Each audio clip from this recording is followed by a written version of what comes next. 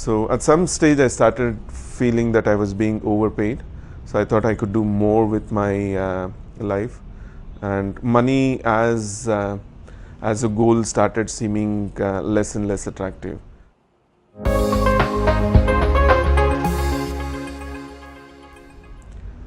Hi, my name is Alphonse Reddy. I'm the founder and CEO of Sunday Rest. Welcome to Backstage with Millionaires. Today I want to be talking about my journey of being a small entrepreneur when I was a kid in my hometown to now running Sunday Rest, which is the first sleep startup in India and now also the #1 selling mattress online. I come from this small town called Madanapalli. It has about 200,000 in population, and my earliest recollection of entrepreneurship has been seeing my dad run his business. He was into real estate, and so he was a headmaster who quit his job, started the business, and so always part of discussions in the family around buying or selling real estate properties. So my first venture, I would say, probably started off when I was really small. So I was fascinated also about writing, like stories. So I would write stories with handwritten, staple them, rent it out to my classmates for like very small fee. I mean, it's silly to look back and think what I did, but that's how we started off. And so my whole journey was, I would be probably doing something like this pretty much every year. So we set up a video game kiosk while I was in college, so along with my brother, and so people would come, pay 1 rupee to play one of those arcade games, and that's how you do it. And then we learned a few lessons along the way as well. And so while I was in college, my father passed away and my brother took the responsibility of running the family. He set up a business selling ceiling fans, and they were like really low priced ceiling fans. They were priced at about $5 a piece, and so we set up a factory. And whenever I used to go back home for holidays, I would help him out. After running a few ventures in high school, I went to BITS Pilani, which is one of the top engineering schools in India. I did electrical engineering there, and whilst I was okay at studies, I think the place where I really learned a lot was being part of the student government. So kind of teaches how you sell yourself to a larger set of audience and make them believe in what your vision is, etc., etc. And so I graduated with average marks, but then I also got out with one of the good jobs, surprisingly. And so I joined, and then I worked in IT for about 4.5 years. And so most of that time was spent in London, working for a telecom company, and hardcore engineering job, writing code, etc., etc. But I always knew my passion was to get into business and wanted to do a MBA. So I applied to several schools, got into INSEAD in France, which is one of the good schools. So went there for a 1-year program, and graduated in 2006. And I had several job offers. One was in a London-based private equity fund, and second one was a fund that was based in Dubai. I chose Dubai. That was a bit unlike what others in my situation would have done, because London really had a better brand name back in 2006. But what I really liked about Dubai was, so Dubai felt like a startup to me. So there was nothing that was established. All the buildings were being built up. A lot of companies were being started, like very large companies. So the prospect of working in that environment was like really exciting, and not the other one that I would have done, go back to London and just be a small part of a very large company which is already cruising and there's not much more to be done. So I worked in Dubai, and pretty much worked in a lot of startups as a paid consultant. So Dubai was a place where I had my suitcases, but I was literally staying out of a hotel, and 4 days in a week I would be traveling outside the country. So I spent a year in Saudi Arabia, spent a lot of time in Sudan, Bahrain, South Africa, Uzbekistan, etc., etc. So at some stage I started feeling that I was being overpaid. So I thought I could do more with my life, and money as a goal started seeming less and less attractive. So so my decision to come back to India was like sudden. So there was no event, there was no plan, nothing. So I just said, India is where I want to be, because that's my home country, and I want to be an entrepreneur. So I came back to India in 2011 wanting to set up a company, and so that's meant I was coming back to India after 10 years living outside. I would say the first 1 or 2 years were like way too shocking in terms of how I thought India would work and how India was actually working. And I think it still is evolution. So I went into retail, but more meant for tier 3 and tier 4 towns. Did that for about a year. Found a great investor in a friend from college. So he was supportive. He believed in my idea, so he wanted to put in some money. Then so what was meant to be a rural retail startup, it transitioned into startup that was selling high value products for homes, so mostly related to mattresses and sofas, etc., etc. So we did that for about a year and a half, and that's when it started dawning on me that I don't want to be a trader. So what I was doing until then was tie up with a brand, buy a product at X rupees, mark it up, and then sell it at X plus. So I thought it's more challenging and interesting to actually start a brand of my own. So 2015 is when we came up with the thought of wanting to sell mattresses online under our own brand. But we had already been selling mattresses of other brands for the last 1.5, 2 years. So that's when Sunday was born. And I still remember in 2011 when I came back to India, what I was used to was sleeping in hotel beds and mattresses where everything is like really thought through, like be it the temperature, be it the lighting, the sheets, how soft the bed is. And I didn't have an apartment, I was always living in a hotel. So from there to setting up my own home, where I was very watchful of what I was spending. So I bought some mattresses in the market, known brands in India, and I was deeply unhappy for 6 months. And it goes back to who I am as a person. I'm very particular about little details. I'll give you an example. One was choosing the name Sunday. I wanted the brand to have sex appeal, to appeal to the current generation of youth, because I thought the existing brands in the market were great companies with very good products, but just the brand appeal was lacking. So they were stale and a bit aged, I would say. So Sunday was something that took a very long time for us to come up with. In fact, there were 2 parallel processes that were running. One was the product development, second one was the name. And it just so happens that the product development was completed much before, and I wouldn't launch the company for the next 3 months because I couldn't find the right name.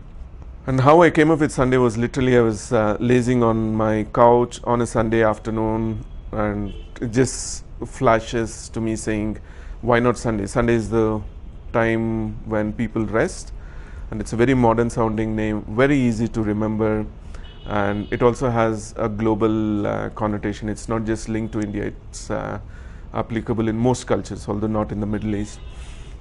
So we literally started with on a clean slate, and I wanted to bring in some mattress experts, but what I also realized is mattress experts, they come with their legacy thinking, etc. So I was with little bit of mattress knowledge. I was the one who was leading the product team, but then I also got in touch with a designer from Japan, and also some of my vendor partners who were from Belgium and from Sri Lanka. So some of the critical materials like latex, which is very central to what our product is being sourced from Belgium. These are factories that are built to world-class standards, and the products are just phenomenal. And so we import some of the raw material, but I would say between 50 to 70% of what the product is being done in India.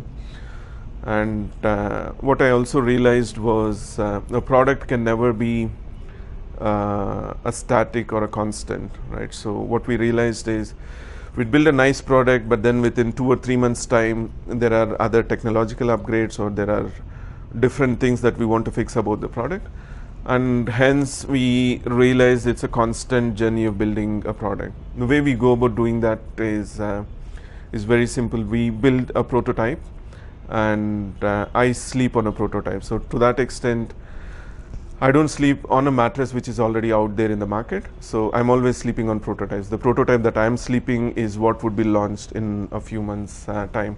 I really like doing that, and it messes up my sleep once in a while, but I'm passionate about it. I couldn't think of any other person who does it.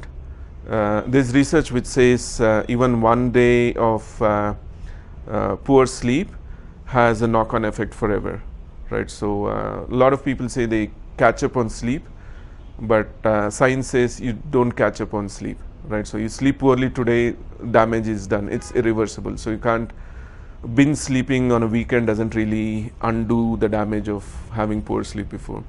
And if you ask me what's the importance of sleep, I'd say it's pretty important. If you, my own way of saying sleep is important is this. If I look at myself as a human being, what's my goal? I want to live longer and I want to live happier. I'd say sleep is a very good metric. So if you're unhealthy, you don't sleep well, and if you're unhappy, you don't sleep well. So on a daily basis, if you're sleeping consistently well, that means you're leading a fulfilling life. It's not very accurate, but I think it serves the purpose. Also, if you look at, there was a recent report published of how different nations rank on the happiness index, and pretty sad to see that India ranks 135 out of 140 countries, and so the other 5 countries are Syria, South Sudan, DRC. So all these are war-torn, or they're having a civil war. India shouldn't be where it is. We have reasonably young population, and hence safe to assume that it's healthy, and we have a growing economy, and we have a very strong democracy. It's not a dictatorship. And if you look at why people are not happy, I would say maybe they're sleep deprived, they're stressed, etc., etc. So it makes more sense than ever to invest in sleep, and we want to be a part of that. So it took us 15 months to put together the product and then launch it into the market. We are the #1 online selling mattress in India. We've sold to close to 50,000 customers, and there's one thing that we constantly track in the company, which is our NPS score. It's somewhere between 50 to 75, which is one of the best that you can get. A few things that we have done, which is very unlike what other brands typically do, is in the last 3 years of selling a mattress, we have never ever discounted the product. So if you have to build a great product, so everything about it has to spell confidence. So it doesn't give me a lot of confidence that someone says my product is worth 60,000 rupees, but then I'm going to give it at 50% off. So what we do instead is we make sure that we give a very attractive price, but then that's going to be our list price as well as the selling price. Gives more confidence to a consumer, because sleep, if you ask me, is a very important thing, and mattress is very central to sleep. I don't want people to postpone their decision to Diwali or for New Year's sale in anticipation of prices dropping. So that's our whole idea. So why even wait a week or a month because the brand would launch a sale? So for us, it's like, we want you to sleep well. This is our best price, come what may. So you might as well just buy now. And we also offer 100 nights trial, because we know that people are buying online, so they don't know how good the mattress is. So we try to keep our returns to a minimum. when we are getting any returns back from our customers, we try to look at it from a very numerical point of view. I know someone is 35 years of age, his weight is so and so, he's so tall, and he has purchased this particular mattress which is returning because he thinks it's too hard. That's one data point. So when you have thousands of such data points, that starts to immediately give you a trend, right? Is there a mattress which is getting high returns because it's too hard? So in that case, let's reduce the hardness on that. Or is there a pattern saying people in their mid-30s, do they like a particular model?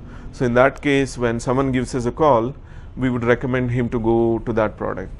So in the end, if you ask us, our broader mission is to help people sleep another 30 minutes more, but how they get to that is also very important. So we want to make sure that they're buying a product that's made to world-class standards. So our product comes with a lot of certifications, including some of the stringent European certification.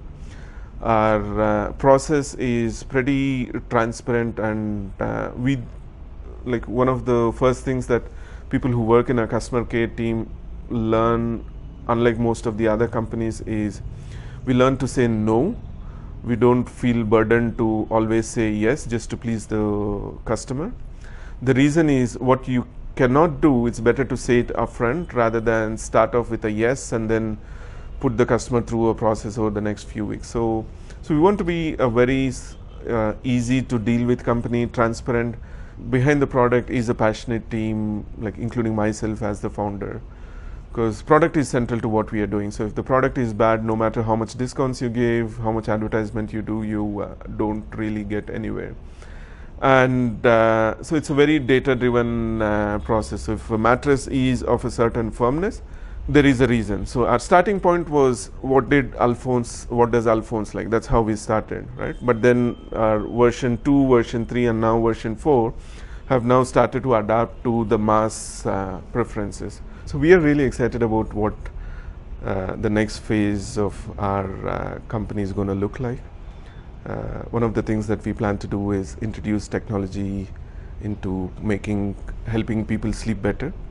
The genesis of this is, over the last 1 year, we started to realize that what mattresses can contribute is starting to saturate, and then we started looking at other lifestyle aspects which can help people sleep better.